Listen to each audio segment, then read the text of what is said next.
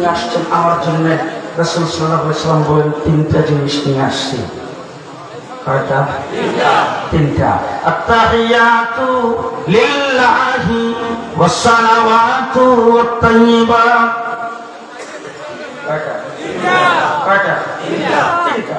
আল্লাহ রাব্বুল আলামিন তিনটা জিনিস গ্রহণ করে রাসূল সাল্লাল্লাহু আলাইহি ওয়াসাল্লামকে আল্লাহ ডাক দিয়ে বলেন, আপনি তিন জিনিস আমার দরবারে পেশ করেছেন, তিন জিনিসের বদলে আমি আল্লাহ পাক আপনাকে তিনটা জিনিস দিলাম। সুবহানাল্লাহ। খুব ভালো করে শুনেন। আসসালামু আলাইকা আইয়ুহান নাবিয়্যু ওয়া রাহমাতুল্লাহি ওয়া বারাকাতুহু। আমার নবী দিয়েছেন তিনটা, আল্লাহ পাক আপনাকে আমিও দিলাম তিনটা। যেই মাত্র বলছে আসসালামু আলাইকা, শান্তি আপনার জন্য, রহমত আপনার জন্য, বরকত আপনার জন্য, যেখানে কইছে আপনার জন্য আসসালামু আলাইকা, আমার নবী ডাক দেখো, ও আল্লাহ আমার উম্মত মেরাজে আল্লাহর সাথে বসছেন, যেখানে সবকিছু ভুলে যাওয়ার কথা, সেখানে যায় আল্লাহ দিতে দেরি হয়েছে, আমার নবী উম্মতের কথা স্মরণ করতে দেরি হয় না। জায়গার ভিতরে সাথে সাথে বলছেন আল্লাহ আমার উম্মত, আমার আল্লাহ পাক বলেন উম্মতকে আপনি শামিল করে নেন। রাসূল ডাক দিয়ে বলেন আসসালামু আলাইনা ওয়া আলা ইবাদিল্লাহিস সালিহিন। কিয়ামত পর্যন্ত আমার নেককার উম্মতদেরকে আল্লাহ পাকের শানের সাথে শামিল করে দিলাম। রাসূলুল্লাহ সাল্লাল্লাহু আলাইহি ওয়াসাল্লামের উম্মত ফয়সালা হয়েছে মেরাজের রাত থেকে এ পর্যন্ত আসে, কিয়ামত পর্যন্ত থাকবে। তামাম পৃথিবীর সমস্ত ষড়যন্ত্রকারীরা মিলে কিছুই করতে পারবে না।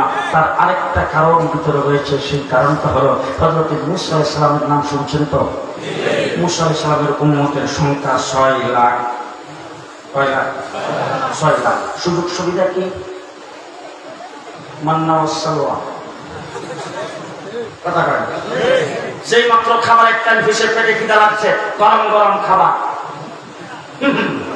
মান্না ওয়াস সালওয়া আসমান থেকে নাযিল হয়েছে। মরুভূমির মধ্যে গেছে পানি নাই, লাঠির দ্বারা আঘাত করেছেন পাথরে, 12টা মিনারেল ওয়াটারের নহর, স্বচ্ছ মিনারেল ওয়াটার। সুযোগ সুবিধা যারা পাইছে তাদেরকে হযরত মূসা আলাইহিস সালাম বলছেন তারা ওনার সাথে যুদ্ধ করা লাগবে, আসতেছে তারা সব মিল্লা। মূসা আলাইহিস সালাম দেখো, মূসা যদি যুদ্ধ করা লাগে তুমি আর তোমার আল্লাহ কইরো, আমরা না। যে সুযোগ সুবিধা কম, স্বাস্থ্য খুব খারাপ। স্বাস্থ্য খারাপ, সুযোগ সুবিধা কম। সমস্ত সুযোগ সুবিধা পাওয়ার পরে কি বলছে? মূসা আলাইহিস সালামকে বলছে তুমি আর তোমার আল্লাহ কইরো, আমরা নাই। আর আমার নবী হিজরত করে গেছেন মদিনায়, মদিনার থেকে নিঃস্ব হয়ে, মক্কার থেকে নিঃস্ব হয়ে যে সমস্ত সাহাবায়ে কেরাম রাসূলের সাথে গিয়েছিলেন, তাদের বউ বাচ্চা অনেকের মক্কায় রয়ে গেছে, সহায় সম্পত্তি মক্কায়। হযরত আবু বকর সিদ্দিক ব্যবসায়ী ছিলেন, তার ব্যবসা বাণিজ্য যাবতীয় সবকিছু মক্কায়, সবকিছু মক্কায় ফেলে মদিনায় সাহাবায়ে কেরাম গিয়েছেন। সেখানে যাওয়ার পরে তাদের পরনে ভালো কাপড় নাই, পায়ের নিচে মাটি নাই, মাথার উপরে ছায়া নাই, খাবার কোনো ব্যবস্থা নাই। আল্লাহর নবী মদিনার আনসার সাহাবায়ে কেরামের সাথে মক্কার মুহাজির সাহাবায়ে কেরামকে একজন আরেকজনের সাথে বাই পাঠায়া রাসূল তাদেরকে আপাতত বসবাস করার জন্য সুযোগ সুবিধা করে দিয়েছেন। একবেলা খাইলে আরেকবেলা ভালো করে খাইতে পায় না। রমজান শরীফের মাস, শেষ রাত্রের বেলা সেহরি পেট করে খাইতে পারে নাই। সেই অবস্থায় আমার নবী মুহাম্মদ রাসূলুল্লাহ সাল্লাল্লাহু আলাইহি ওয়াসাল্লাম 313 জন মাত্র তাদের সংখ্যায় কম, পেটে ভাত নাই, পরনে কাপড় নাই, মাথার উপরে ছায়া নাই, পায়ের নিচে মাটি নাই। পৃথিবীর কোন দেশ থেকে কোন জায়গা থেকে সমর্থনকারী কেউ নাই। পৃথিবীর কোন ব্যক্তি তাদের পক্ষে বিবৃতি দেবে না, বক্তব্য রাখবে না, মানববন্ধন করবে না। এমন নিঃস্ব জাতির সামনে আমার রাসূল সাল্লাল্লাহু আলাইহি ওয়াসাল্লাম যখন বদরের যুদ্ধের কথা প্রকাশ করেছেন, আবু জাহেল 1000 শক্তিশালী বাহিনী নিয়ে যুদ্ধের সমস্ত প্রস্তুতি গ্রহণ করে মদিনা আক্রমণ করার জন্য যখন আগমন করেছেন, আমার রাসূল যখন সেই কথা ব্যক্ত করেছেন সাহাবায়ে কেরামের সামনে, সাহাবায়ে কেরাম সব একসাথে জমায়েত হয়েছে। রাসূল সকলের দিকে চোখ ঘুরাইয়া তাকাইতেছে। হুজুরের চাওয়া দেখে সাহাবায়ে কেরাম বুঝে গেছেন আল্লাহর নবী আমাদের কাছ থেকে কিছু শুনতে চাচ্ছে।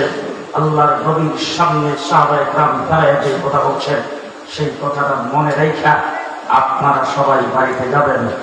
নিঃস্ব যাদের পেটে ভাত নাই, পরনে কাপড় নাই, হাতে অস্ত্র নাই, তারা রাসূলের সামনে সংখ্যায় কম, যেন ছিল সামান্য একটু জায়গা মদিনায় সেখানে বসবাস করে। সেই জায়গার সাহাবীরা রাসূলের সামনে দাঁড়িয়ে বলছেন, ও আল্লাহর হাবিব, মুসা আলাইহিস সালামের উম্মত মুসা আলাইহিস সালামকে বলেছিল, যুদ্ধ যদি করতে হয় তুমি আর তোমার আল্লাহ কইল, আমরা যুদ্ধ করতে পারবো না। তাদের সুযোগ সুবিধা থাকার পরও তারা এই কথা বলেছেন, আমরা সম্পূর্ণ নিঃস্ব, আমাদের হাতে কোনো অস্ত্র নাই, আমাদের বাহ্যিক কোনো শক্তি নাই, কিন্তু আমরা পরিষ্কার আপনাকে বলে দিলাম, যতক্ষণ পর্যন্ত আমাদের দেহের ভিতরে প্রাণ থাকবে, আপনার বাইরে বাইরে সামনে পেছনে লড়াই করতেই থাকবো, করতেই থাকবো। আমরা সেই উম্মত,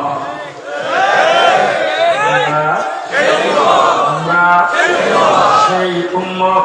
আজকে ইসরায়েল মুসলমানদেরকে কুচকাটা করবে, আজকে মোদি কাশ্মীরের মুসলমানদেরকে কুচকাটা করবে, আজকে শেখ হাসিনাকে তুলে বসায় বাংলাদেশের মুসলমানদের বিরুদ্ধে আজকে ষড়যন্ত্র করবে।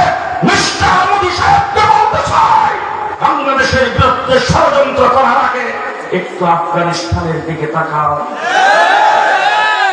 বিশ্বের সবচেয়ে বড় পরাশক্তি আমেরিকা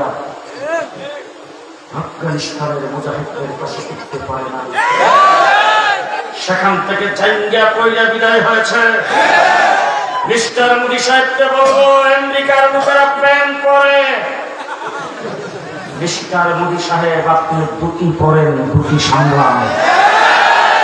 বাংলাদেশের মুসলমানদেরকে নিয়ে বেশি সরকারের প্রধানমন্ত্রী হাসিনাকে তুলে বসে ষড়যন্ত্র করবেন, পিটায়া তক্তা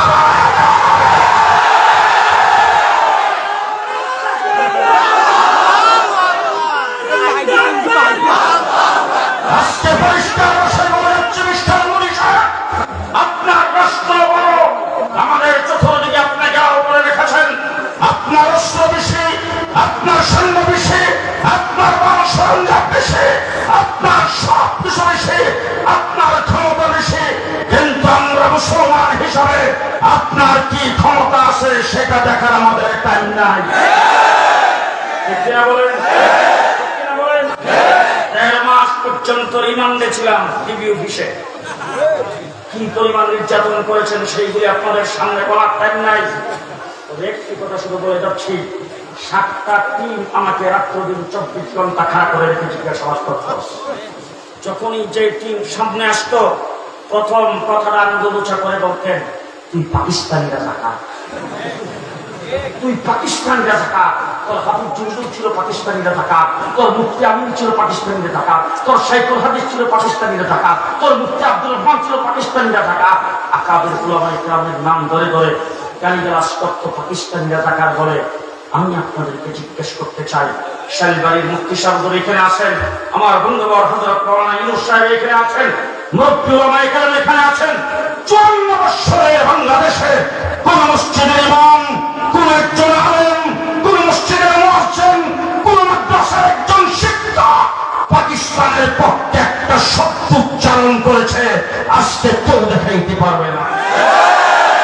আমরা পাকিস্তানের পক্ষে কোনোদিন মিছিল করি নাই, পাকিস্তানের পক্ষে একটা বিবৃতিও দেয় নাই, তারপরেও তোমরা আমাদেরকে পাকিস্তানিরা ঢাকার পরে গালি দিয়েছ। কিন্তু তোমরা যখন বক্তৃতায় দাঁড়াইতা তখন বলতা ভারতের সাথে আমাদের স্বামী স্ত্রীর সম্পর্ক,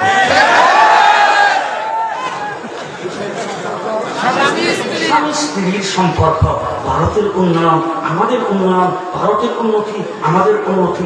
তোমরা যখন এই কথাটা বলছো তখনই আমার মনে করেছিলাম আমাদের মেয়েটা আসলে প্রেম করে রয়েছে। এখন আপনারা বলুন তো দেখি, মেয়ে যখন প্রেম করে তখন বাপ ভাই তাদের দায়িত্ব কি? তাদের দায়িত্ব হলো তাকে প্রেম থেকে ফিরানো। তখন ফিরে যায় কি করে? সাবধান, সে যেন মোবাইল করতে না পারে, সাবধান চিঠিপত্র যেন লিখতে না পারে, সাবধান কাউকে দ্বারা যেন খবর দিতে না পারে, সাবধান দরজা আটকে রাখো, সাবধান জানা আটকে রাখো, সাবধান তার ছেদ্র কোর্ট থেকে যেন বের হতে না পারে। আমরাও কিন্তু হাসিনার ব্যাপারে সেটাই করছি। বাংলাদেশ যখন মোদিকে গুজরাটের কসাই, সেই মোদিকে যখন আনতে চেয়েছে, আমরা হাসপাতালে স্লোগান দিয়েছি, মোদির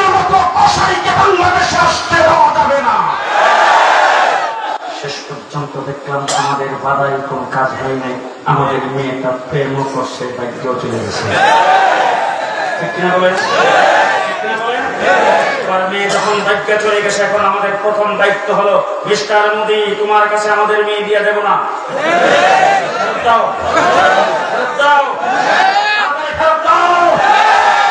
যদি ফেরত না দেয় তাইলে কি করা হবে?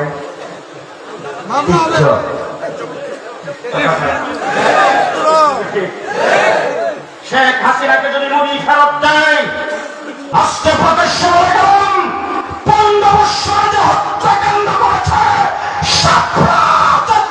প্রকাশ্যে তার ফাঁসি হবে।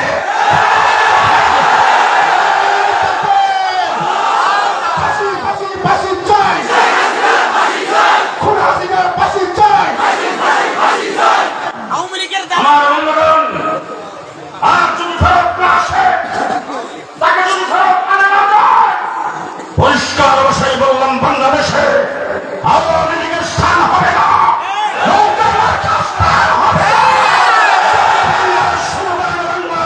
হবে না।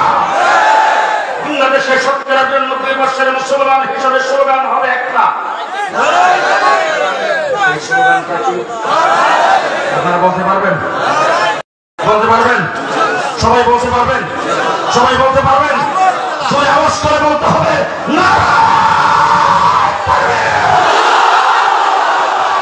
মুসলমানদের স্লোগান হবে নারায়ে তাকবীর, মুসলমানদের স্লোগান হবে আল্লাহু আকবার। ঈমান কি তাকবীর, আল্লাহু আকবার, ঈমান কি তাকবীর, আল্লাহু আকবার, মুমিন কি শামশির, মুমিনের তলোয়ার, মুমিনের তলোয়ার, মুমিনের স্ট্যান্ডার্ড, মুমিনের মেশিন গান। আফগানিস্তান যখন রাশিয়ার বিরুদ্ধে যুদ্ধ করে, ট্যাঙ্কের বহর আসতেছে, গেরিপথ, 2 সাইডে উঁচা পাহাড়, মধ্যখান দিয়ে রাস্তা, ট্যাঙ্কের বহর আসতেছে, মুসলমান মুজাহিদরা ট্যাঙ্কের নিচে পড়ে, সবগুলো ভেসে যাবে। ট্যাঙ্ক ধ্বংস করার মতো কোনো অস্ত্র তাদের হাতে নাই।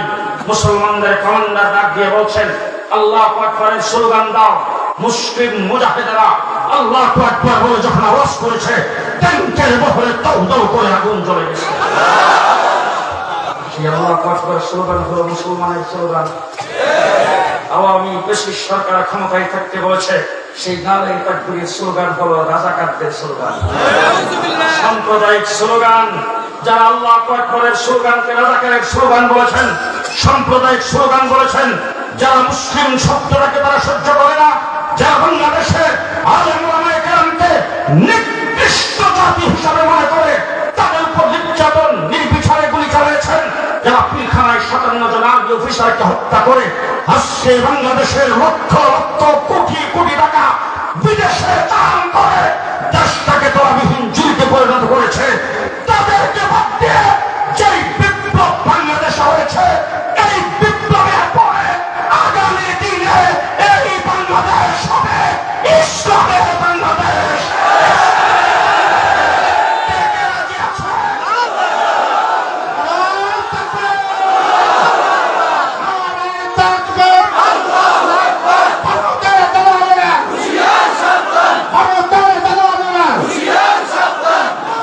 ইসলামের বাংলাদেশ করতে আপনারা রাজি আছেন? রাজি আছেন? যদি আবার যদি সামনে রাস্তায় নামতে হয়, আবার যদি রক্ত দিতে হয়, আবার যদি রংপুর আবুসাইদের ভূমিকা পালন করতে হয়, আবার যদি মাথায় কাপড়ের কাপড় বাঁধতে হয়, প্রস্তুত আছেন তো? প্রস্তুত আছেন তো? মে মাসের 3 তারিখ শনিবার ঢাকায় হেফাজত ইসলামের মহাসমাবেশ। বাংলাদেশকে ইসলামের রাষ্ট্র প্রতিষ্ঠার দাবিতে ব্রিটিশ সরকারের নির্যাতনের বিরুদ্ধে, তাদের বিচারের দাবিতে, আলেম ওলামায়ে কেরামের বিরুদ্ধে শত শত মামলা প্রত্যাহারের দাবিতে আগামী 3রা মে মাসের 3 তারিখ আপনাদের সকলের কাছে দাওয়াত রইল, আহ্বান রইল, চলো চলো ঢাকা চলো, মহাসমাবেশকে সফল করো। নাসরুম মিনাল্লাহ, ফাতহুন কারীব, ওয়া বাশশিরিল মুমিনিন। আসসালামু আলাইকুম ওয়া রাহমাতুল্লাহি ওয়া বারাকাতুহু।